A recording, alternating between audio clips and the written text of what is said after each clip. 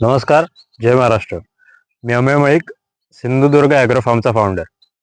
Sindhudurg agro farm ही company आम्ही जानेवारी 2025 मध्ये सुरू केली.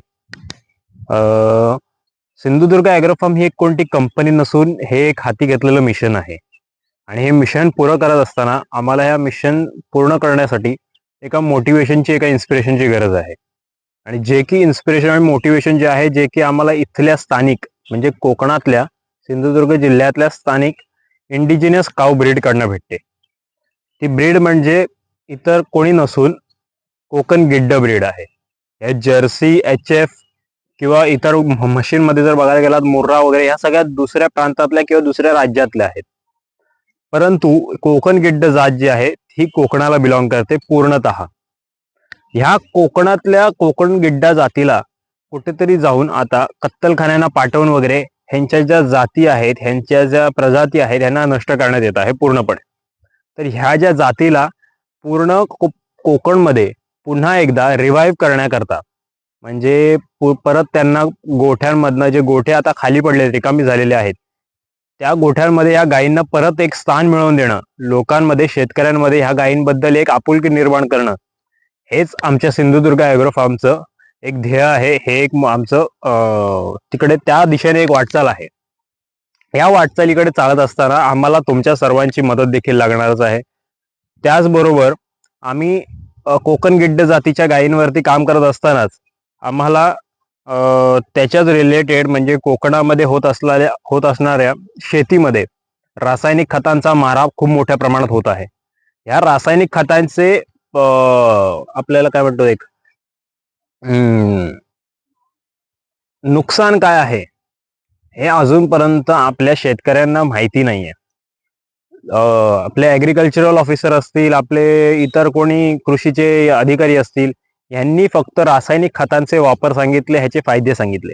ह्याचे तोटे काय आहेत, किती मोठ्या प्रमाणात आहेत हे कधीच ह्या शेतकऱ्यांना त्यांनी सांगितलं नाही. आणि त्यामुळे शेतकऱ्यांच्या मनात आता रासायनिक खताने इतकं घर करून बसलेलं आहे की त्यांना सेंद्रिय जर सांगितलं, त्यांच्या डोक्यामध्ये सेंद्रियबाबत खूप मोठी एक गैरसमज बसलेला आहे. कारण सेंद्रिय जर म्हटलं तर त्यांच्या डोक्यामध्ये येतं की एक गाय बाळगली पाहिजे. कारण का, गाय जर बाळगली नाही तर शेण कुठनं भेटणार. कारण का गावांमध्ये, ज्या गावांमध्ये प्रत्येक गावामध्ये 2000ची संख्या होती गाई म्हशींची किंवा बैलांची वगैरे मिळून, जी गावामध्ये जी 2000 पर्यंत जी संख्या जायची ती आज कुठेतरी जाऊन 40 पर्यंत देखील पोहोचत नाही. तर ह्याचं कारण आहे की कत्तलखान्यांना पाठवणं वगैरे आणि रासायनिक खत कोकणात आणणं. रासायनिक खत आणल्यामुळे सेंद्रिय खताचे डिमांड कमी झाली आहे, त्याचं महत्व कमी झालं. त्यामुळे आपल्याला कुठेतरी जाऊन सेंद्रियकडे देखील लक्ष घालण्याची गरज आहे. त्यामुळे सेंद्रिय सुद्धा आपण त्या पद्धतीने घालू नाही शकत ज्या पद्धतीने आपण पूर्वी घालत होतो. त्या पद्धतीने जर गेलो तर आपल्याला मजुरांचा खर्च, इतर खर्च वगैरे खूप लागतो. त्याच पद्धतीने त्यामुळे आपल्याला त्यामध्ये देखील मॉडर्नायझेशन करावं लागणार आणि त्या पद्धतीने मग आपल्याला त्या दिशेने वाटचाल करावी लागणार. ती वाटचाल कशी असणार की आपल्याला आता नॅनो पार्टिकलाइज्ड मध्ये सेंद्रिय खतांचा वापर करावा लागणार. कारण का आता जसं आपण बघतोय रासायनिक खतांमध्ये देखील आता नॅनो पार्टिकलाइज्ड खतं येत आहेत, त्याच पद्धतीने सेंद्रियमध्ये देखील नॅनो पार्टिकलाइज्ड खतं आहेत. ह्या खतांमध्ये मोठमोठ्या कंपनीज देखील काम करत आहेत. त्याच पद्धतीची एक कंपनी आम्ही आमच्या सिंधुदुर्ग ॲग्रो फार्म सोबत जॉईन केलेली आहे, जे की कोकणामध्ये बरेचसे ट्रायल्स घेते आहेत, ज्यांचे ट्रायल्स रिझल्ट खूप चांगले पॉझिटिव्ह येत आहेत कोकणामध्ये. तर त्या अनुषंगाने देखील आम्ही कोकणामध्ये काम करतोय नॅनो पार्टिकलाइज्ड सेंद्रिय खतांवरती. त्या पद्धतीकडे पण आमची वाटचाल आहे. आणि आमचे जे सिंधुदुर्ग ॲग्रो फार्मच्या मदतीने जे काही आम्ही ऑर्गॅनिक प्रोडक्ट्स देणार आहोत ते ऑर्गॅनिक प्रोडक्ट्स 100% सर्टिफाईड प्रोडक्ट असणार आहे आणि 100% ऑर्गॅनिक असणार आहेत. ह्याची खात्री आणि ह्याची एक प्रकारे सांगतो अश्युरिटी ही सिंधुदुर्ग ॲग्रो फार्म आणि मी स्वतः तुम्हाला देतो.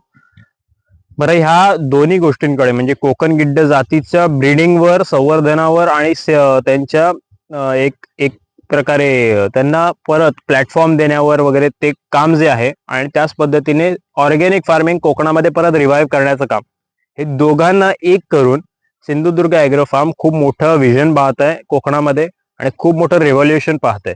तर ह्या रिव्हॉल्युशन आणि एक रिवाईव्ह करण्यासाठी ह्या ब्रीड्सनं वगैरे आम्हाला खूप मोठ्या प्रमाणात तुमची मदत लागणार. कारण का ज्या वेळेस एखादं रिव्होल्युशन आणायचं आहे ते कोणत्या एकट्या माणसाचं काम नाही किंवा एका टीमचं काम नाहीये, हे पूर्ण जनतेचं काम आहे, हे पूर्ण स्थानिक लोकांचं काम आहे की त्या एका संस्थेसोबत निगडीत होऊन जॉईन होऊन ते काम जे आहे ते त्या भागामध्ये राबवलं जाणं आणि त्या कामाला जे आहे ते कुठेतरी जाऊन एक पोचपावती देणं. तरी मी तुम्हाला सर्वांना विनंती करीन की सिंधुदुर्ग ॲग्रो फार्म सोबत तुम्ही सर्वांनी राहा आणि हेच आमचं एक काम जे आहे इथे जे सिंधुदुर्गामध्ये आम्ही जो एक रिव्हॉल्युशन आणू पाहतोय तो रिव्हॉल्युशन आणण्याकरता तुम्ही सर्वांनी आम्हाला मदत करा. धन्यवाद.